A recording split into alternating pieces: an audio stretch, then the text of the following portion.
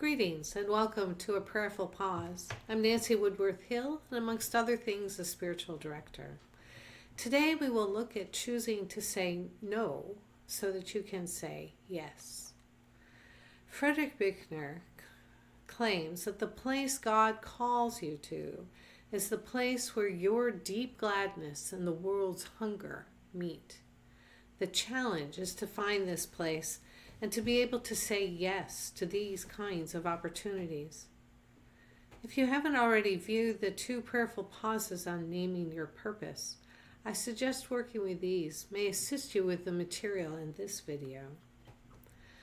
According to the Reverend Dr. Rob Voyle, a blessing is an external to us voice that speaks a word of truth about us that resonates deeply within us and calls forth that truth from within us to be manifested in the world. So blessings are a profound yes to life. A curse is an alien voice that tells us a lie about us and leads to alienation from ourselves and from others. Curses are a life-taking no. Our task is to seek interactions that are freely given blessings. A good beginning is to name your purpose, as any activity associated with it is life-giving. And once this is known, it is a matter of learning when and where to say no, so that you're free to say yes to yourself, to neighbors, to the earth, and to the divine. It is also helpful to be aware of your key values.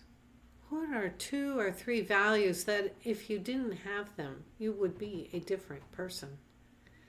Be aware that what we can value can be temporal. So, for example, a pet, a motorcycle, a houseplant. These can disappear overnight, and we would experience loss. But it's the deeper values which remain. So, for instance, the companionship with a pet, power or moving like the wind with a motorcycle, and beauty with houseplants. So take your time to ponder your key values. They are also sets of values you hold about the external world, physical, social, spiritual context, and your wishes for your future. There may be times when you feel as if you've been gut punched, and these are often times in which your key values have been violated. So it's a good response to take some time to reflect on what happened. Identify which value that you hold deeply was violated. We are generally indifferent to values associated with many aspects of the world. It is when we are deeply hurt or angry that awareness of our values can be extremely helpful. And it's also helpful to consider how to respond in a way that can transform things that are upsetting into things that contain the life-giving values we all desire. An example might be if we have or have had a pet and value their companionship, yet we see an animal being abused. Being angry won't accomplish anything. It may be appropriate to contact authorities, to respond by volunteering in an animal shelter, or donating funds to the medical needs of abused animals, or fostering animals that need a forever home. There are a number of possibilities available. When considering actions that one may take, or invitations that one may accept, so saying yes, it is important to understand the goals that are being offered.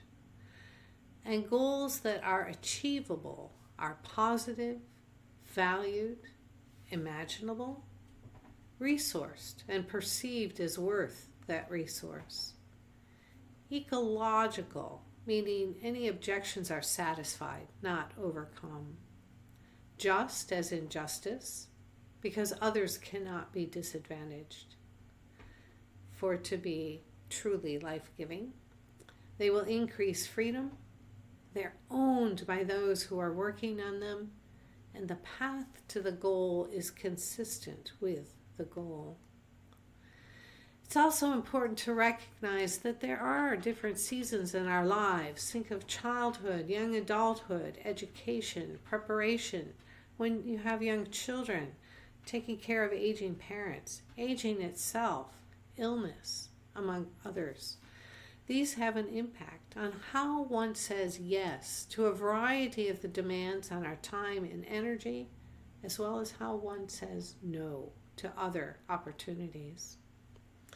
When we are asked to participate in something, or even to make decisions about how we use our own time and energy, it's important to consider several things. Our life purpose and our values. Does this option support them? Does it violate them? Or, contrarily, does it have nothing to do with them? When we are looking at the nature of the goals that are being set out before us. In order to live into our best selves, such reflection will aid us in knowing when to say yes and when to say no. Saying no allows us to say yes in a way that deeply matters to us and to the world, allowing our spirits to fulfill their purpose. May you know when to say yes and when to say no. If this video has been helpful to you, please consider sharing it. Go in peace.